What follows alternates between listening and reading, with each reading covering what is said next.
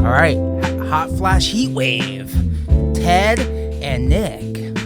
Or I'm actually Adam, but who's Nick Duffy? Little psych out. Nick. Nick is he's in therapy right now. Okay, that's good. But he organized everything. So. Oh no! The ghostly hand. Yeah. So where are you at, Ted? I am in sunny Fairfield, California. Oh, where's Fairfield at? It's like right outside the Bay. It's like towards Sacramento. Towards Sac? Oh, okay, cool. Yeah. That's awesome. And then before we recorded, yeah, Nick, you're in Davis. I'm in right now I'm in LA. Oh, okay. And that's Adam. I'm all dude. It's going name? bad. It's going awful so far. Oh no. Good. We got this. We can rein it in, dude. We'll do it. Adam. I'm actually gonna write that down now. Adam. You can also call me Pony Boy. Call me Adam, aka Pony Boy, aka Leathertarian. Yes. AKA the slick pony. Yeah, that's like one of my favorite parts about being a band is all the AKAs. The our bass player's name was Chris, but we just called him Johnny because it just felt better. Do all you guys have AKAs? I think we do now. Yeah, what's yours, Ted? Teddy Mercury, aka Teddy Trax, aka the Traxmeister, aka Teddy Dongus. The list goes on. Yeah, I love it. That's for Nick. Mysterious Gem. What else is there? Businessman. Yeah, there you go. Yeah, we have this band group chat where we all like cycle avatars like bi-weekly. I love it. Yeah, I don't know, man. That's part of my favorite part about being in a band and having like versus being a solo project, which Dante Elephante kind of is like a solo project now, but I really miss being in like, the cohesive band and having the group chat. I have a group chat with like my musicians right now, but like, they all have their own projects and everyone's doing their own thing. Do you guys have solo projects on the side of this or? I mean, we do a lot of individual songwriting, and then we'll bring our songs together and collaboratively finish them. So in a way, at times you get that like solo artist vibe. Like I feel like we kind of feel completed as solo artists, but it's also kind of a cooperative in that way. Yeah, that's nice. Yeah, and then getting from point A to point B with songs like. Is whoever is singing the song is the one who wrote it, or have you guys written anything? You're like, actually, I think this is better for your voice, or? Yeah, sometimes we do that. I mean, typically we'll sing the song we spearheaded, but sometimes it just sounds right to have someone else sing it, or sometimes like I'll write or Ted will write something, and then one of us will sing on top of it, and it just cool. That's how it has to be, Yeah.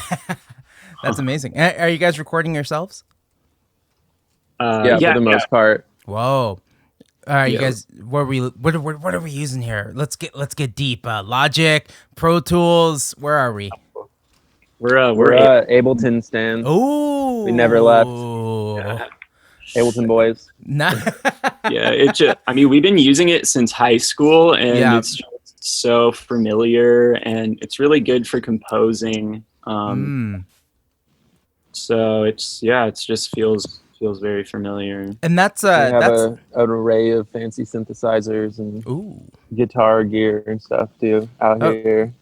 So the studio's out here in Fairfield. It's like right there. Whoop. Oh, tight. So you guys are kind of using hardware, real keys and synths on your stuff. Yeah, we have a lot of like analog. We use a lot of like analog sounds. Nice. We have a bunch of like vintage synthesizers and stuff. Oh, cool. That we use to get the synth tones, and then Adam has a bunch of good pedals and shit too. Would you mind sharing the secrets? Like, what's in there? Can we like a Juno or what are we working with? Yeah, we just got a Juno 106. Yes, those are great. We got a Kawai SX240. We have a Prophet 6 and an OB 6. and we have like a DX7 or SY. Oh, yeah. SY85. Ooh, I love that Yeah. DX7, man. I love just like the preset sounds are fucking great. Yeah. Do you know Yeah, that? man. Are you familiar with the SY85 at all? No. It's super similar to the DX7, like a bunch of those kind of digital 80s tones. But it just has kind of like I would say it's like the cousin of the DX7 or something. So. Is it did it come out after the DX7 or is it the same time, same era? I think it was like a response to it, but I don't remember exactly. I think when I was looking it up online, it was one of those competitor synths, so it does a lot of the same things, but it has its own quirks. Yeah, it's pretty cool. I was looking at because the DX7 we use is with my keyboardist in LA, and I was looking at the VST version. Oh yeah.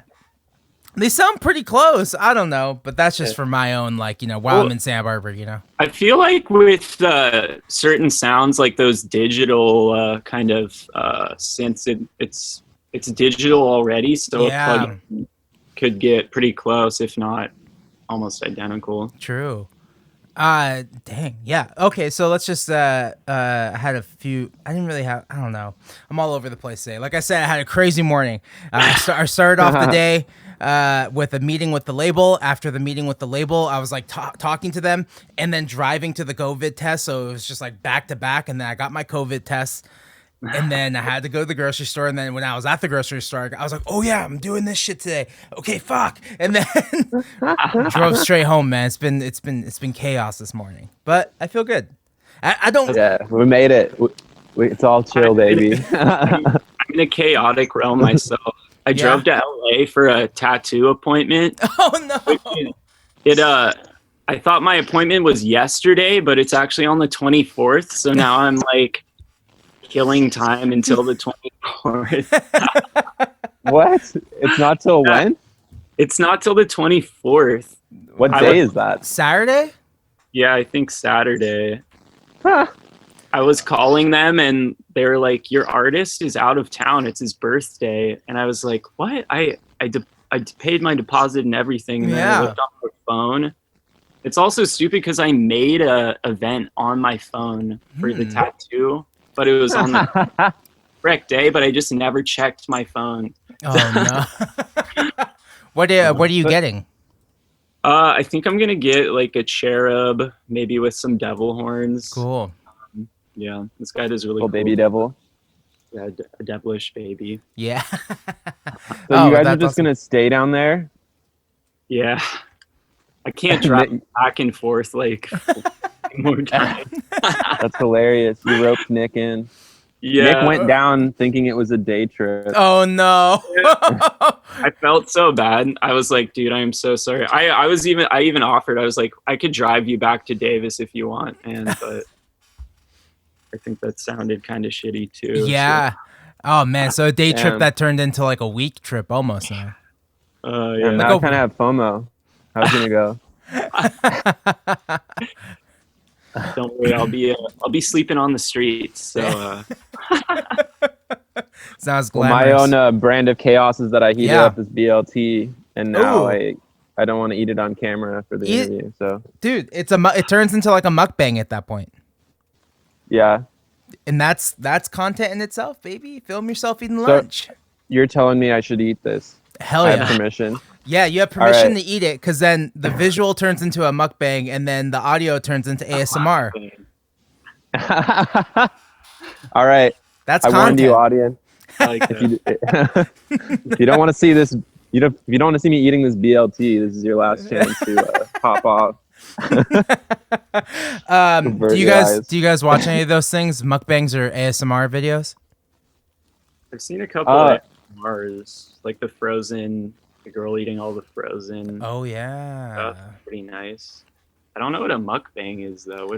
It's just where people eat on YouTube. Okay. Oh, there you go. That's a good crunch.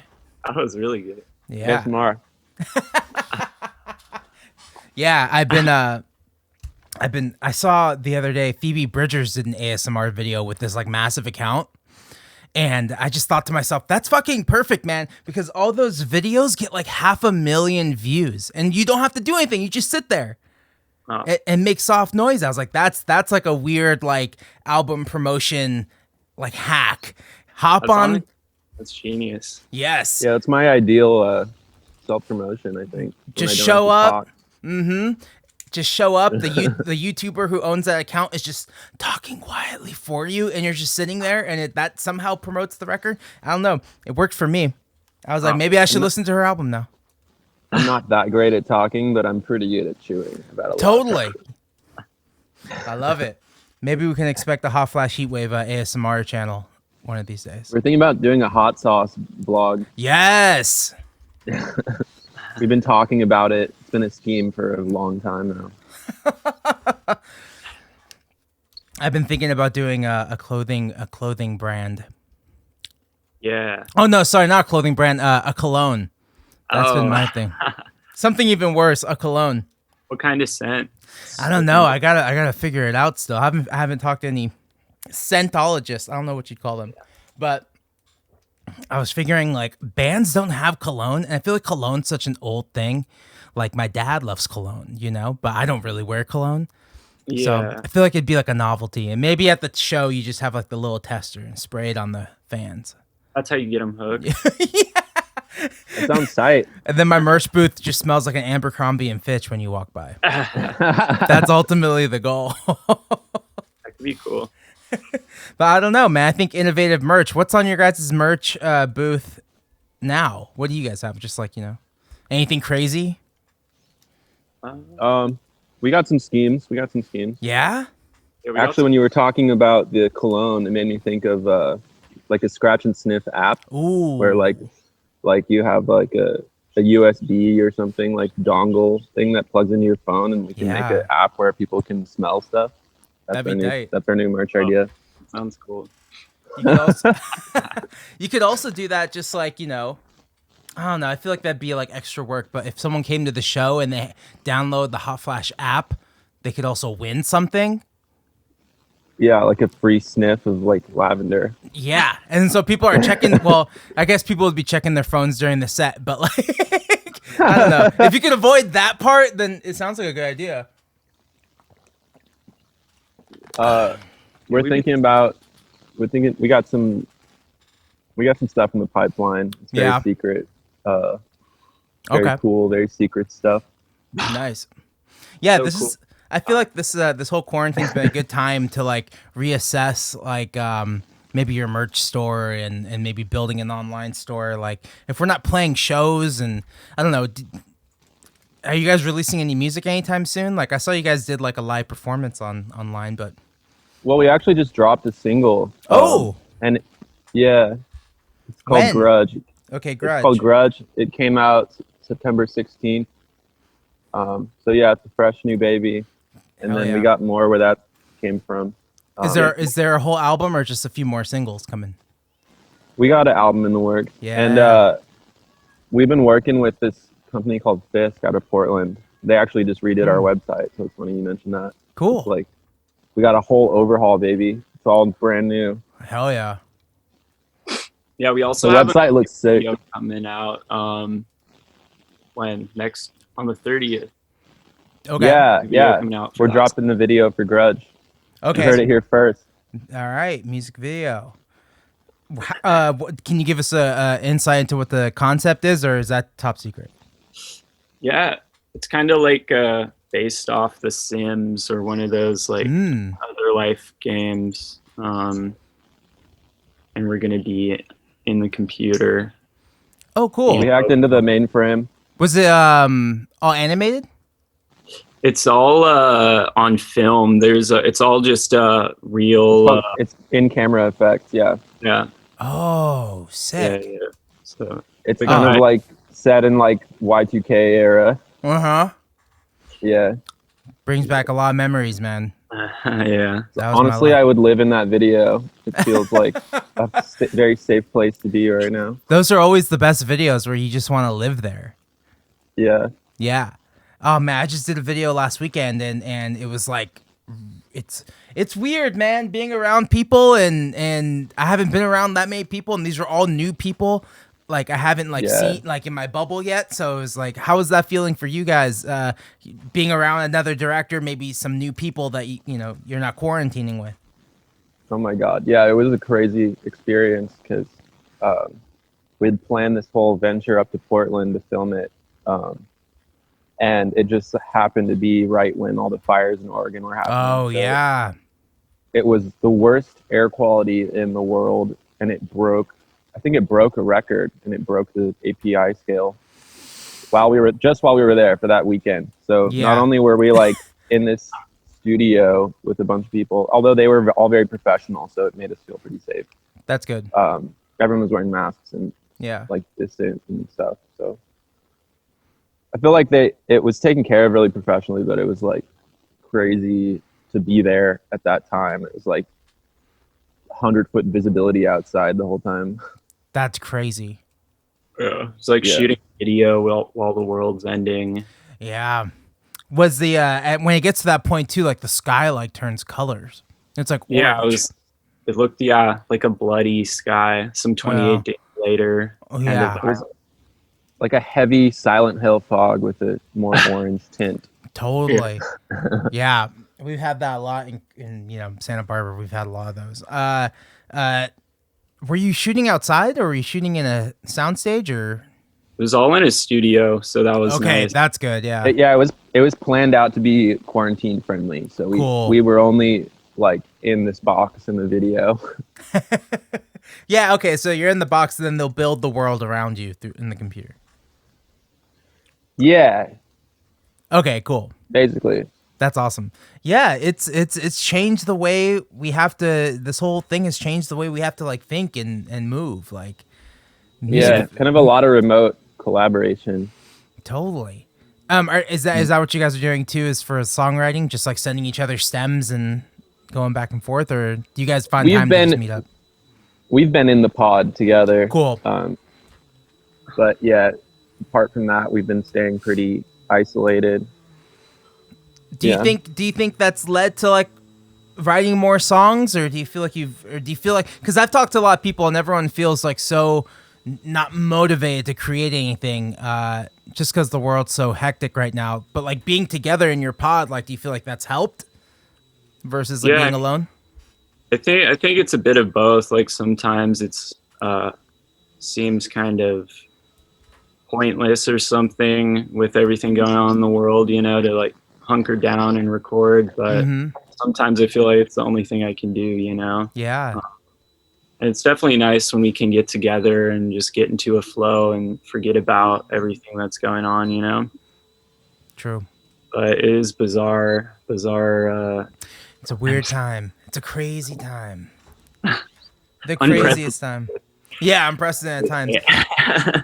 I love Portland. What's your guys' relationship with Portland? I like Portland. It's a place to go eat fancy food and get shacked up. Yeah. All my friends in Portland are married now and like settled down. Oh no. It happens, man. As we get older, it's just happening. Yeah, just too much good food and booze around. Man, and like cheap housing. Yeah. Yeah. Yeah. I remember the first time I went to Portland was on tour in like 2011.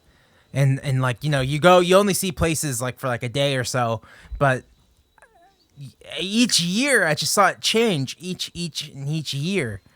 And it's still a beautiful place, but like my feeling of like, oh, I want to move there has like kind of gone away. I'm like, it kind of looks like Seattle now, and not that Seattle's bad, but like, yeah, I don't know. It's just not the Portlandia. Like, it doesn't look like the show anymore, I think. Yeah. Yeah. I mean, some of the weirdos are leaving, you think? That's what I feel like too. Yeah, I feel like the real artists are dipping because it's getting pricey. But everywhere's getting pricey. Where are they going? I don't know. Boise, Idaho. Where are these artists at? I'm not supposed to talk about Boise, Idaho, but I always talk about Boise, Idaho. I know the locals don't like it when Californians move to Boise, Idaho, but it's fucking awesome there. Have you guys been? I think one of my childhood friends lives there now. It's very cool. I love it. Family friend. Yeah, we played that Tree Fort Festival. Oh, damn. That always looks like a good time. Yeah, really crazy. It's like what South by, I think, used to be. Oh, yeah. Yeah, Damn. like, very artist friendly. Like, everyone's just walking around, and, the green room's awesome, and there's always like free food coming, and it's fucking rad. Such a hang. But Fun. I did that and South by the same year, so I was just like, oh, this is what I thought it was gonna be like. I did not have a good time at South by. I like really did not enjoy it, but I would go again maybe. I don't know. South by is kind of a shit show. Yeah, it's like more like hanging with your friends than playing a festival. Yeah, we're so and so playing, and then we just head over to their show instead of like we did an official show, and that was somehow worse. Our official showcase, I mean, it's really hit or miss just depending who's presenting it, but there's been times when our official showcase is at like 2 a.m. Yeah. In this weird little amphitheater. Mm-hmm. And we've already played like 3 shows that day. Yeah. And we're just like, why are we doing this? Totally. What's some of your favorite cities from traveling around the United States or in Europe too? But I haven't really gone to Europe, but you can, if you have a place in Europe you like. I mean, US, I really have loved Austin every time. New York, Chicago is really fun. Chicago's awesome. We really got into. Yeah. Texas and Florida are always fun to play. And also, Southern California is always fun too. Where in Florida have you guys played? We played Orlando and Tampa a couple of times. Oh yeah. And we went to like Margate once, but that was like a smaller one. I'm still trying to find someone. Honey. Oh okay. Oh yeah, I love Honey. Yeah, they're great. Shouts out. Yeah, shouts to Honey. I'm still trying to find someone who's been to Miami. Like what band has finally made that whole drive down there? Yeah, the deep dive. It was like kind of like intense just to get to Orlando. Oh, it's such a drive. It's like 10 hours if you're going to play Florida at all. Yeah. Our Florida fans are like screaming at us to come back. I get it. And I completely get it. If I lived in Florida and just like bands just never coming, like that would fucking suck. But they have to know that it's kind of hard. Yeah, it is. Yeah, it is an extra little bit. You guys better be grateful. and it's hot, man. We spent the night sleeping in a Waffle House because we were just hauling ass from Atlanta to Orlando, and it just took a long time. And we're like, let's just kill it all night, and then we couldn't drive anymore, so we slept at a Waffle House. That's a staple out there. Yeah, so cheap and pretty good, and open all night. Sleep in like a bed of sausages. Yes, yeah. They're all also nice, all the employees. Yeah, that's why we asked the employee. We're like, hey, is it cool to sleep in the parking lot? We're just traveling through. She's like, oh yeah, I do it all the time. I'm like, oh, okay. I do it all the time. I'm like, all right, sounds good then. She's like, yeah, it'll be fine. Just, I'm actually living in back. Yeah, that's the vibe it was. I was like, all right. And then it was just like, we had a bed in our last van, like in the very back. And for some reason, I slept on the bed that night. And I was just so claustrophobic. And I was like, this fucking sucks. Oh, man. I know. That's a tour tale for you. That's a real tour tale. Do you guys have any crazy stories? A tour tale that you'd be willing to share? Yeah, sure. We've driven through some horrible weather. Yeah. But, I feel like, so the last trip was going to Portland during the fires, the West Coast burning. That was like emblematic of like every trip for us, I feel like. The world is always like caving in around us when we go on trips. No. So before that, like for quarantine, we almost got stranded in London.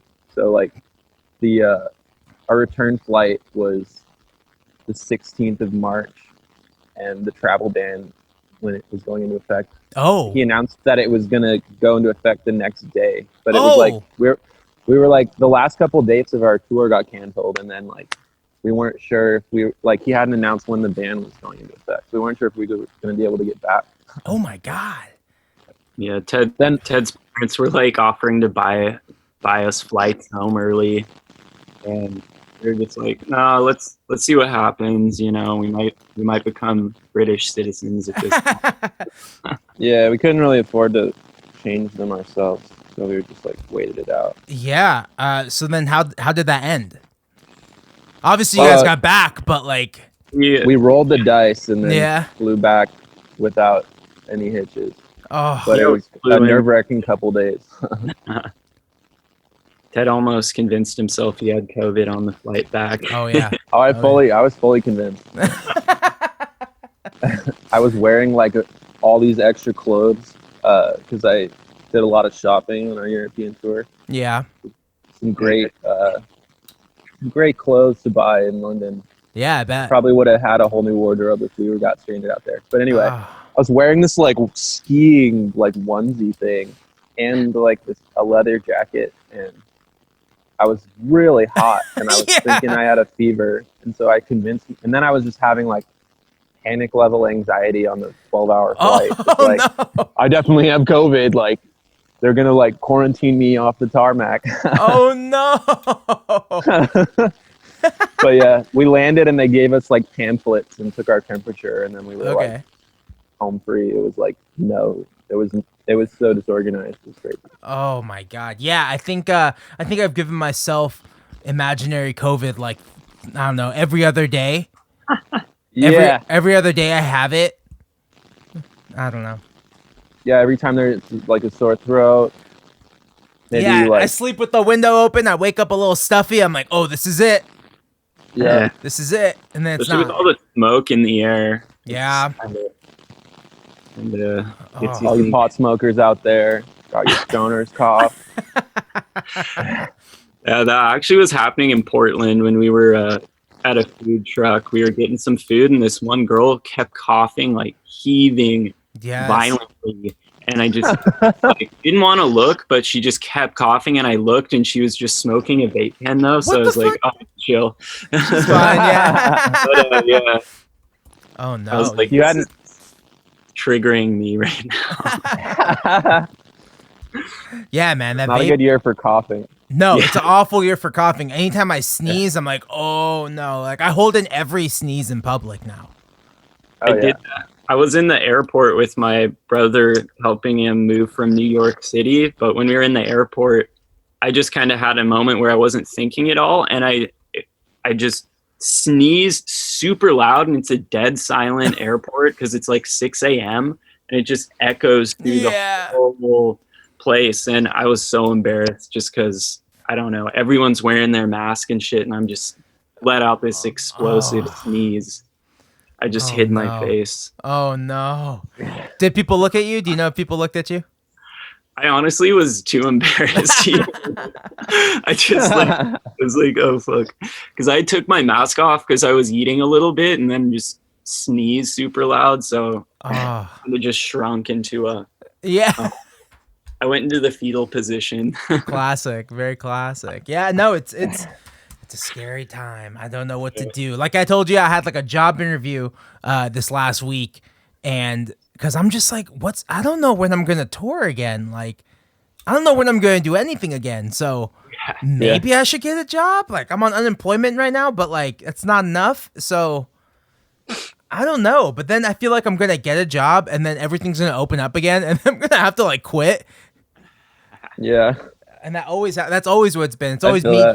It's always me just getting shitty job after shitty job because I know I can just be like, all right, I'm out. Buy coffee place, buy sandwich shop. Like, you'll be fine. Like, if you don't have me. Yeah. Yeah. I don't know. The struggle is real. The struggle is very, very real. But I'm enjoying my time home. Doing these podcasts have been great, and yeah, I don't know. Where are you living? Did you move back in with folks or something? Yeah, I'm at my dad's house in Santa Barbara. Oh yeah. That's what we all did too. It's one way of it's what everyone did. Yeah, in the world. Every artist in the world is now living with mom. Dude, everyone I talk to on this podcast, like, move back in with my parents. I'm like, oh, okay, good. I don't feel shitty. Like, I feel fine. We're all doing it then.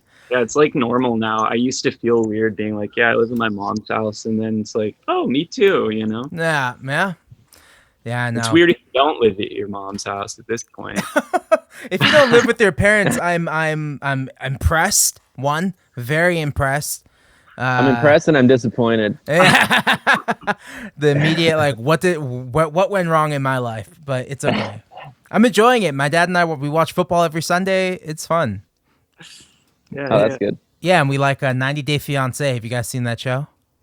Oh wait, it's like I've heard about it. Ooh. I'm more of a Bachelor, Bachelorette fan. Ooh, yeah. The Bachelor this year is supposed to be kind of awkward, isn't it? It's kind of bizarre. I guess like, I mean, it hasn't happened yet, but everyone says the girl falls in love hella fast. So should they just end the season or they replace her? What? But yeah, I don't know. Wow. We're going to find out. We watched the first episode and it was like she met this one famous dude who came on the show and he was like, I saw you on TV. Like, and she was like, I think I just met my husband. Oh shit. I'm shaking. And then the producers are like, drama reel. Yeah. The host walks out. He's like, tell me what you're feeling right now. And she's like, I'm shaking. I think I'm in love. You know? He's like, well, we need 20 episodes, so stretch it out. Like, yeah. He's like, really explore this. Really talk to every guy before you make a decision. Yeah. Oh man, I think it is. It's setting an unrealistic standard for loving relationships. Yeah. It's an unhealthy foundation for any relationship. Oh yeah, don't jump into it. Yeah, you're completely jumping into it, like just looking at someone and being like, "That's him. That's the one." It's like, yeah, it's easy when they pick out these beautiful men in front of you, but like, you don't know who they are, their interests, or anything about them, other than that they're good looking, and that's why they're there. You know, because they're good looking. Yeah. Although I will say, most of the men's introductions, they beefed it. Ooh, some crazy shit they were pulling. What do you remember? What they said? What did they say? One guy like. There were a lot of props involved. One guy like burst through like a paper thing, I think. Mm-hmm. It's like, I am your husband. There was like a dude came in a bubble, like a huge bubble, and rolls in. He's like, this is a socially distant meeting. But then he like comes out this little hole. He's like, I'm gonna date you. Oh no. It's shameful, but I love it for some reasons. Like, is everyone hard in the band? Hard to say if they did it for TV or for the lady, for the Bachelorette. Is everyone in the band single? Are you guys in relationships? What's your deal? I am dating myself for about 1 year now. That's good. Yeah, we're pretty much married to the music right now. Yeah. It's kind of hard to like tour and leave someone at home, and you know, you start missing them, they start missing you, and yeah, dating sucks. Yeah. It's awful right now in the quarantine too. Like everyone I know who's single is like really struggling to like meet someone off Tinder or something like that. And yeah, I don't even fuck with the dating apps. Yeah, I've just been like, all right, 2020 is my year of celibacy. Well, No Nut November is right around the corner, so oh yeah, we all have to stand in solidarity together. Yeah, dude. Yeah, man. Dating is wild. No fap. No nut. You hear me, guys? That's the call, man. We only have a few more days. It's the 22nd today, so by the time you're probably watching this, it is No Nut November. I think we're gonna do a sober November too. Oh yeah?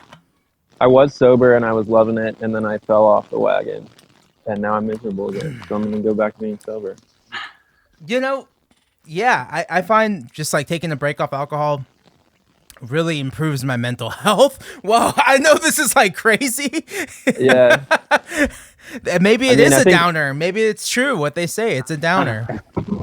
Yeah. I mean, I think I have friends who like really like drinking, and yeah, it can be like something to abide this time while we're all like separated and stuff. But yeah, for me, it's something that I've kind of realized doesn't serve me that well. True. I agree. It's hard being a musician. It's like everywhere you go on tour is like alcohol like shoved in your face. So yeah, for me, it was like forcing me to become an alcoholic. It can happen, man. Like I don't know. There's just a lot of situations where musicians become maybe more addicted on tour, and it's just of course the green room is just full. Like we played New Year's Eve, that was our last show, and when we got the show sold out beforehand, and we were just like, sweet, this is awesome. Never had a show sell out before doors. This is awesome. And then we go to the back, and then the venue was so excited. There was just bottles and bottles, and we're like, oh fuck, like, who's gonna drink all that? Like, and I didn't, but everyone else got trashed.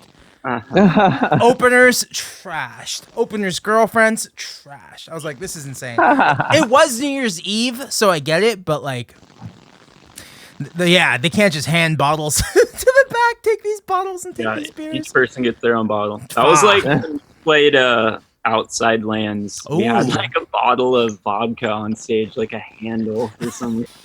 Man. But it was. They gave us a handle of vodka, and then like around 4 p.m. after our set, we like got into this massive argument, all like drunk off our asses. Of course. Wait, I love Outside Lands, man. How was that? I love that festival. Oh, it was crazy. It was so fun, and then like that was definitely the biggest show we'd ever played up to that point. And it was an amazing experience. It was super overwhelming. Like I was walking around the festival afterward and just like massive festival, freaked out. Yeah. It was also hilarious because we pull up to Outside Lands and then park our car while we're figuring out, where to unload. And they're like, oh, you have to drive like over here and do it this, official way. We realize our car is fully out of gas, so we're stuck there. Oh no! So it's like the debacle. We're trying to like get someone to drive a gas can out, and then we also realize our car has this like theft protection, so you need like an extra long nozzle. So it took them like hours to put gas in our car. Oh no! It was just like that's how we started our Outside Lands experience. But luckily we did run out of gas like right behind the stage we were going to perform at. So that's good. It was so burnt. Literally, we like pulled up to the wrong place, but it was like the most possible convenient spot for us. Mm-hmm. And like they're like, you have to move, and we're like, look at the gas tank, and it's empty.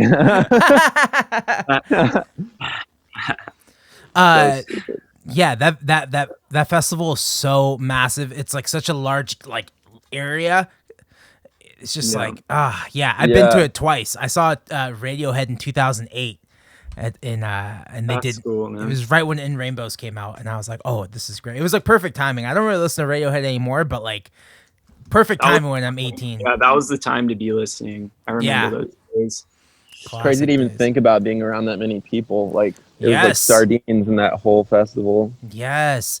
Was it one of those things where you guys got to hang backstage, or after you played you had to? Yeah. We had our own tent. Like cool. They gave us this really cool tent and platters. They had some backstage amenities. Yeah. I got a massage. Whoa. We got a cauliflower crust pizza. Love that. Love it. Had to miss the massage. How the hell did that happen? You went rolling with your boy, dude. Yeah, man. Stand by him. Get yourself a massage. You never know. Yeah, right. Oh man, yeah. Outside Lands is cool. What other festivals have you guys played? I'm like, do you guys prefer the festival? I feel like it's like every time I've done something like that, I can never get the monitor right, and something always feels a little off. What are your thoughts on that? The sound is definitely different. Like, I feel like the sound is never quite right. I haven't really figured it out yet, but I always like really love playing festivals. Like, they're some of my favorite shows we've done, especially like Tropicalia. Oh yeah, last year was so sick. I was there. Shows we've ever done. That was awesome. Yeah. So yeah, that was a great year, man. Yeah. That lineup was insane. I went with Paul Cherry. He and I we recorded a podcast together, and then the next day we hung out that day, and it was just like, damn, this is crazy. And he's running all over the place. I'm like taking it slow. I was like, I'll get to see everyone at some point, but like, there's so many people to see, so many things playing. Even like the stages that were spinning, was so intense. You have to set up, sound check while this other band's playing, and then immediately it starts spinning you around, and then you just start going. I was so into that though. That's like my diva moment, like standing on the fucking spinning stage.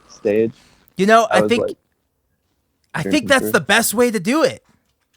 Yeah, I love it. It was fucking seamless. I was like, oh, there's another band, because usually people leave after a band ends and then they go to another stage, but this was like, hey, let's go.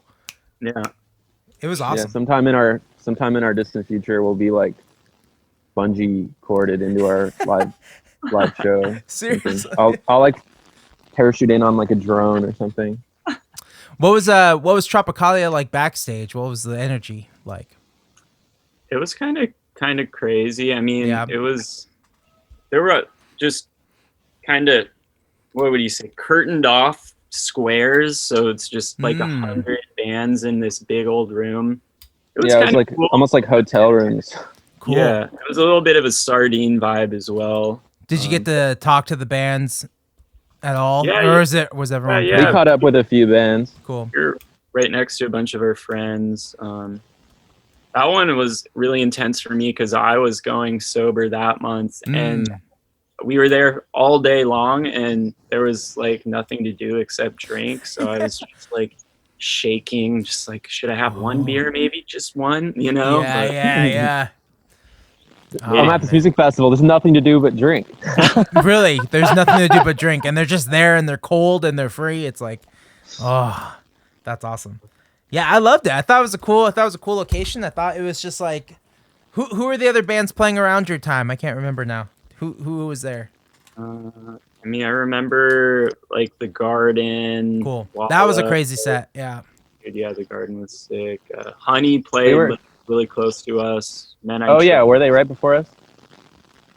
Yeah, I know Katsuoso played maybe right before us or after. Yeah, it's like, it was cool because it was all these bands we're friends with. So everyone on the side stage is your homie. You're like playing, you look over, give them a little smile, maybe a little.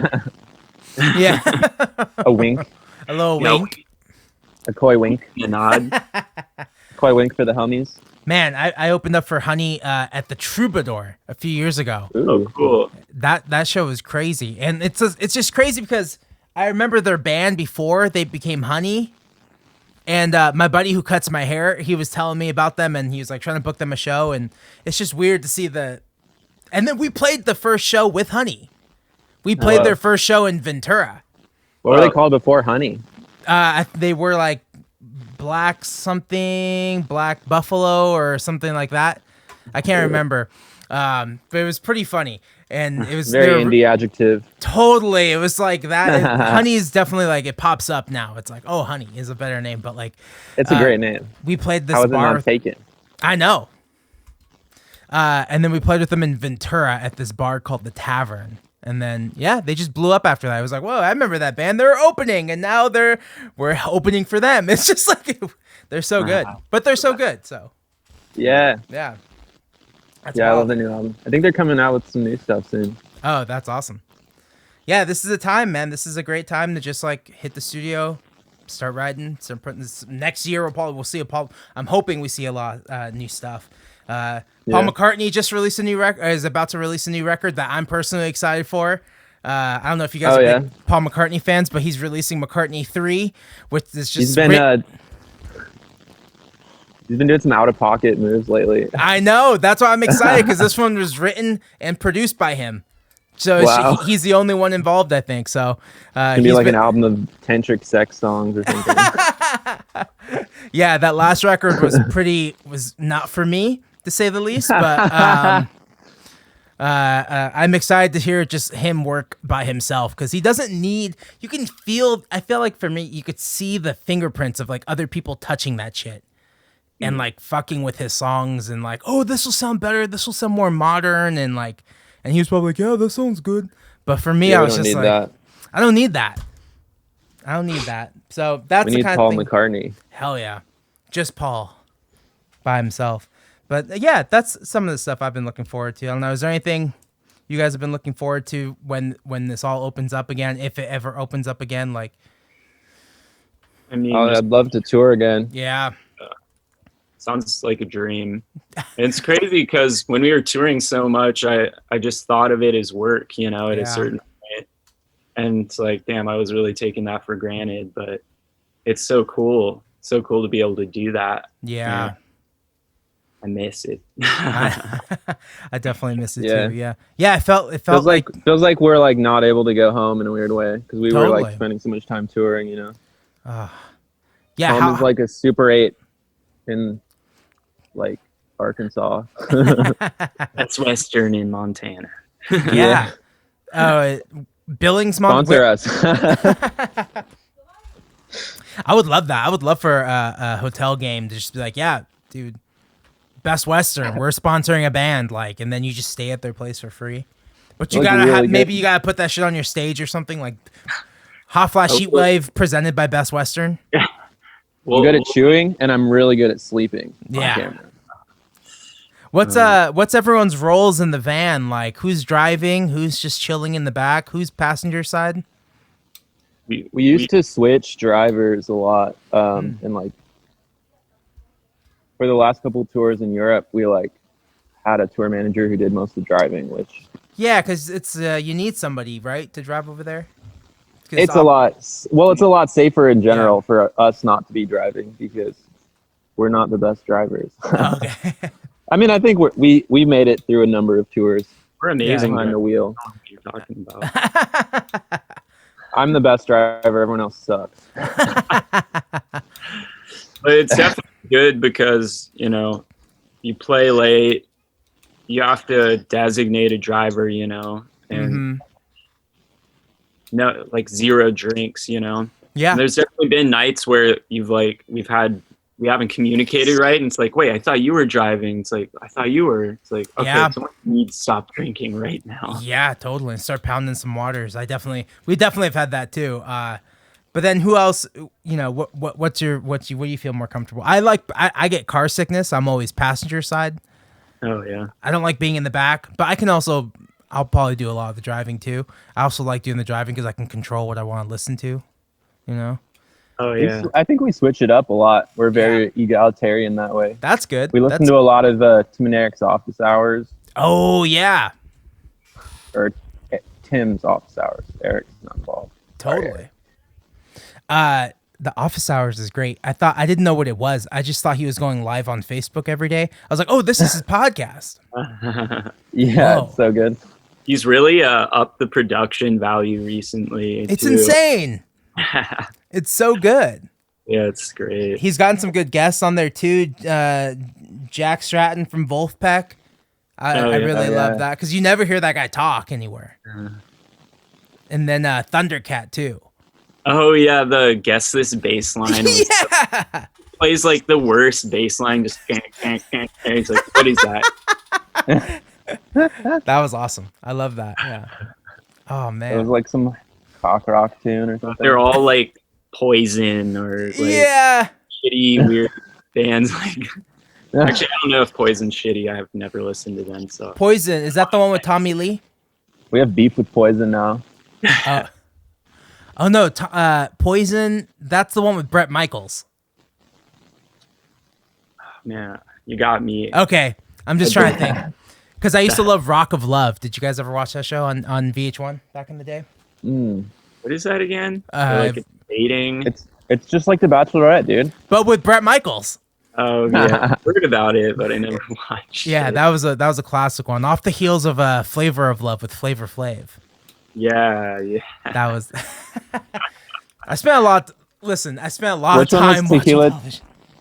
Which one was Tila Tequila's?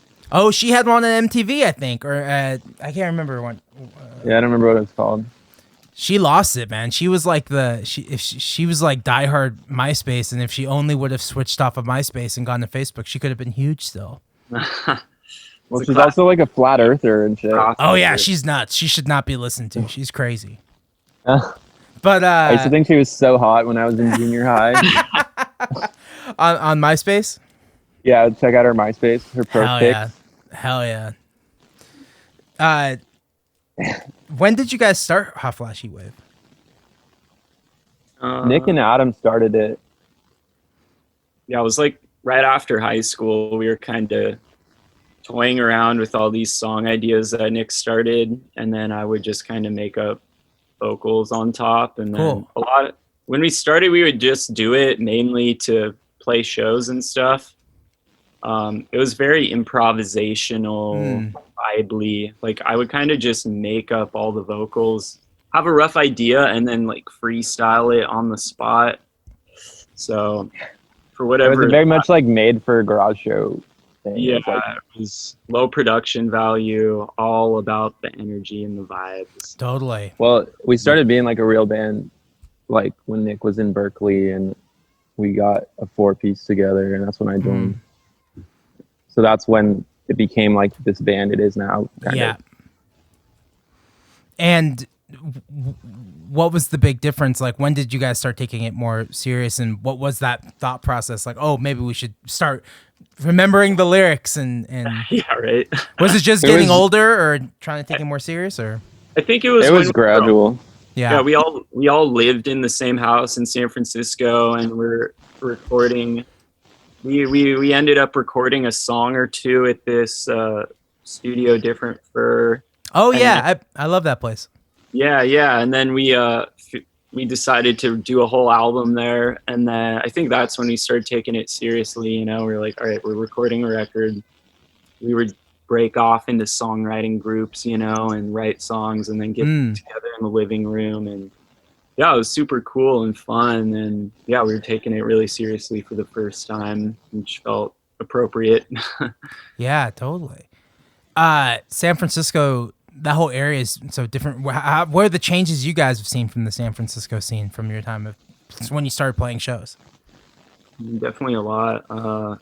A lot of those like kind of DIY spaces and stuff stopped happening, and like our homies who lived in this insanely cool warehouse on right downtown on Market Street, that got like sold, you know. Wow.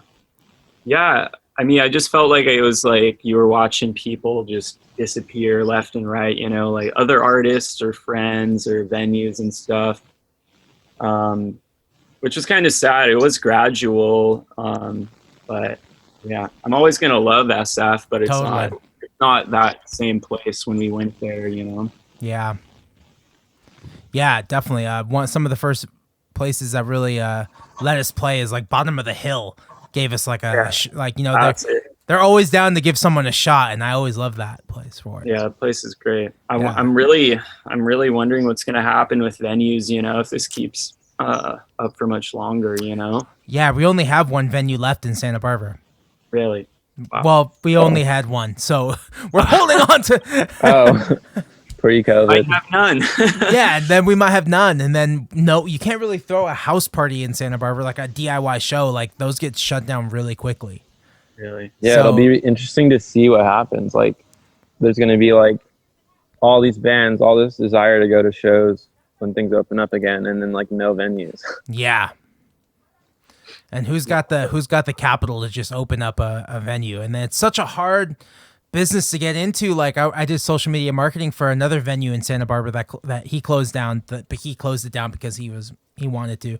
And it's fucking hard, man. It's hard to like get a band that will fill up the room, and well, it's probably just hard in Santa Barbara because it's just hard to draw in Santa Barbara to fucking begin with, and I think that's why a lot of people just like skip over it. You play San Francisco and then you play LA, but you don't like play the in between, and I don't blame anyone because it's really difficult. And I don't know, I'm worried about a lot of the venues. U Street Hall in DC just closed, and I can't think of any of the other ones right now that I know that have closed, but yeah, that's been the latest one. A lot of places. It's crazy. I think it's going to be hard. Not a good time to be a venue. No, I think, and then, you know, looking into the future, like all the venues are going to be left are the Golden Voice and the Live Nation venues, and it's like, gotta be in. You got to be in with them, you know. Yeah, it's going to get tough. I don't know. I think about all that. We're going to have to start throwing like rock and roll raves in the woods. Yes. Wood shows. Yeah. Yeah. Forest. forest rock. These fucking bees attacking my sandwich. Yeah, can we get another bite? Have you eaten your sandwich already? I took like 2 bites and I felt too weird about it. Okay. Now there's this yellow jacket who he got his legs dipped in mayonnaise. Oh shit! And he's crawling around my plate.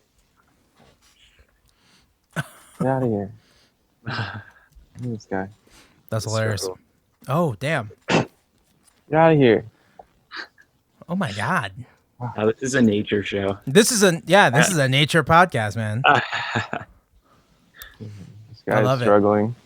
Oh, now I understand why you kept thinking my name was Nick, because it says my name is Nick. Yeah, it says right there underneath it, Nick Duffy. I was like, okay, Nick.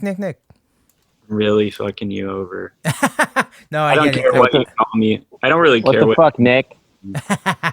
No, I know. I wrote it down, Adam. Now I know. Adam and Ted. What do you play, Adam? When in our live set, I play guitar and sing. I might end up playing some keyboards too. Cool. I don't know. Yeah, we're kind of messing around with our live performance since we have all this downtime. Yeah, it's a few things up. I think with this new project, we're gonna kind of have a new vision for our live performance. Cool. Adding members, scaling back, or what are we looking at? Yeah, we're kind of feeling it out still, but yeah. Adding members most likely. Cool. Yeah, and then switching it up a little bit. Might play some guitar. On our last tour, I was playing guitar and Adam was playing bass for our new track, Grudge. Yeah. It was fun. Yeah, that's kind of the fun to part. Switch it up. Yeah, it's kind of the fun part about tracking something and then figuring out how we're going to do this live. Yeah. It's like, oh. Yeah. Yeah, that's kind of the fun about, because we did that when we did our first record with Rado, and I didn't know how we were. I was like, I have to buy pedals now. What the fuck? That was like the big one for me. Yeah, it's kind of gotten increasingly like more like piecing together the puzzle to play a track live. Like we used to just write the songs as a 4-piece band, and it was just what it was, Yeah. Now we're like kind of composing these tracks and stuff, and it's like figuring out the best way to play it live is like, it's kind of like piecing together the puzzle. Yeah. Oh man, and it's just I don't know. It's fun. It's fun. Hey guys, music is fun. And what I keep trying to remind people, I just want to get back to having fun. I think I spent too much time stressing out, over the last 4 years, and it's just, I want to get back to just fun. I'm doing this for fun, Yeah, that's what started, It's like a passionate thing. I feel, it's like the same thing with touring, It's like if you're not having fun, you should reassess why you're doing this. Yeah. Especially touring, because it's the weeks can feel even longer if you're not having fun. Endless weeks, sleepless days and nights. I know. I was shooting a music video last weekend, and we were driving to Las Vegas, and I told the guys who were working with, I was like, yeah, this is like touring, man. We're just sitting in this car driving for hours. They're like, really? We've always romanticized the idea of touring in our head. I was like, oh, this is it, man. We're going to pull over at this gas station and at this Love's, and we'll buy some snacks, and then we're off. 90% driving, maybe 5% performing, and then oh my God. Yeah. Shaking. 5% peeing at the Come and Go. Yeah. They got showers at the Loves. Have you ever used a shower at Loves? I've never showered at a truck stop. Have you? No, I thought about it though. Do you have to sign up, right? Because they always so. That would be hilarious, man. That's kind of tight. We should do that sometime. And then they're like number 10. Number 10, your shower is ready, and I'm like, what the fuck? People are showering in here? I'm down. Go sit at the trucker theater. You know how they have those little showrooms? Yeah. That sounds really nice. I'm sure, and you have to have those little rubber shoes on, and then you're walking into the shower, dude. You should give it a shot, Adam. Try being a trucker for a day. Hell yeah. Yeah. I got some lupini beans for you to cargo all the way to Florida. That's like my only requirement for the road is that I need a shower. I like to shower every day. If I can't shower, that's when I feel off. That's what I'm like. So that's like my only requirement. Got to keep it clean. Hell yeah. Hell yeah. Great when the venues have a shower, you know? Oh yeah, that's insane.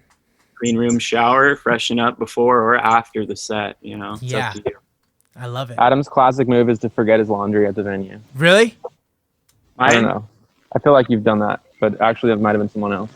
I would calling you out for no reason. I believe myself doing that. That sounds like something I do. I feel like every time I try to do fucking laundry at a venue, I just don't because I'm too lazy or running around, you know? It's kind of stressful. Like you have to plan it out perfectly to actually accomplish a load of you're like sound checking and then you put your laundry in and then you have to like remember to put it in the dryer before you're set. And it's all wet. And then you're pretty sure did you leave it in the Space Ballroom in Connecticut? You got me there. I do remember though, Nick did laundry at a venue and it wasn't dry though. So he had this trash bag of wet clothes he was bringing around for a couple days. Oh no. I do remember that. I'm inventing tour stories now. Yeah, that's like free balling. Dude, we definitely have like left shit at the venue, and it's so stressful. As you're driving away, we're already leaving DC, and then we're like an hour out. We're like, oh, where's like, oh, did we didn't get paid last night, or like something went wrong, and then we've had our fair share of that. You've even left like a whole guitar at a venue. Yeah. It's tragic when you realize. Do you guys have a lot of guitars? We played the on hi-hat stage? in LA one time, and Adam left his pedal board on the street. I think. Oh no! I used to lost all his pedals. I used to work inside the hi-hat. I love that place. Place is cool. Yeah, at Burger. What was the question? We have a lot of guitars. Yeah, do you guys have like one of those racks on stage with a lot of guitars, or what's the setup like on stage for you guys? We typically only have one guitar, but we usually have like a backup in case a string breaks. But yeah, we keep it pretty simple. I got a Jag. Ted's got a nice P bass. Cool. We have a Strat too that usually have have two guitars on stage. Cool. And then what was that live video I saw you guys do? It was like a pre-recorded live video. Was it the Jam in the Van? Jam in the Van, yeah. I'm doing a Jam in the Van on November 10th. Like, what was your experience working with them? Or, like, I have no idea what to expect. I've never done one before. It was all remote, so we did it all. And we decided to kind of, like, try to do a really as good of a quality, high-production thing we could, you know? Because at first we were going to do, like, an iPhone one, but we had done one of those about a month before. So we had our homie from Slow drive up, who's a photographer, and he brought like 3 or 4 cameras and set them up. Oh. And then we recorded it and then pretty much edited it all together. And it was fun, you know, it definitely opened up a lot of ideas for how we could make even cooler kind of pre-recorded performances, like with cameras and like all the stuff you could do. You just put it on your own YouTube channel, you know? Yeah, There's a lot of bases to cover. We kind of realized how much of an undertaking it was. Like, when we were getting into it, like 2 days to do it, and we were like, we could have spent like a whole week preparing for this. Totally. Oh, that's awesome. When I first saw it, I was like, oh, good. Like someone's doing something. And I was like, we can't. Part of me is just like, it's fine to take off some time for your mental health, but also don't let this year beat the shit out of you where you don't want to do anything. So when I saw you guys do that, I was like, oh, thank God. Like the world is still turning. Like there's still music to be put out. There's still things to do. Like we can still do stuff. Like totally. Yeah. It's a time to get creative and kind of move with the motions. You gotta move with it, man. I love it. I've definitely really enjoyed some of the like live stuff or just creative stuff that artists have done. It's like it's helped me kind of cope with everything going on. So I try to keep that in mind, like working on this stuff sometimes. Did you guys as a motivator? Yeah. Did you guys live stream it all at the very beginning? Because that was like a thing for like a couple months. We did a couple of them, yeah. That was fun. That was like yeah, no one's doing it anymore. Yeah, I think everyone kind of got burnt out, you know? Like everyone was going in, it's like, well, this is so exciting and weird and new, you know? Yeah. And then it was like, how many live performances can I do like in my living room? Yeah. I like that you know that band the Ataris? Sounds really familiar. They did that Boys of Summer cover like in 2004. They're like a pop punk band, but that guy goes live on Facebook every day. I get the notification for it because I don't know, I must have clicked it by accident. And now like every day, like around 4:00 he's on. I'm like, oh, this is tight. So he's still doing it. Taking requests. Cool. He's got stamina. Dude, yeah. I did one in this room. And like it kind of felt like a show. Like I kind of after I was like, "Ooh, I should like walk to the kitchen, get a beer." Like, "Oh, this show's pretty good." Like, Yeah, we were really excited after our first one. Shots, we're dancing, posting a story of the set list. Yes, it's fun. But thanks for coming, y'all. Yeah, it's fun, but yeah, it doesn't have. It didn't last long. Yeah. I don't know. Yeah. Well. We've been talking for an hour. We could wrap it up if you guys got other stuff you got to do today. But I just want to say thanks for being on the podcast. And I'm sorry if I didn't answer anybody's questions. I don't know if you're fans. I don't know. Is there anything you guys want to say? I feel like I've been talking a lot. Okay. We miss all our fans. We'd like to play a show again in the future. Keep an eye out for our music video and for new music coming. We're really excited to share. What's the best way for people to support Hot Flash Heatwave? I mean, just follow us, Instagram, Spotify, and we'll keep you in the loop. If you want to buy something, you can buy something. If not, then do your thing. We're making music for your enjoyment. Yes. Spiritual well-being. I love it. Yeah. Hell yeah. Well, I'm gonna stop recording, and that's it.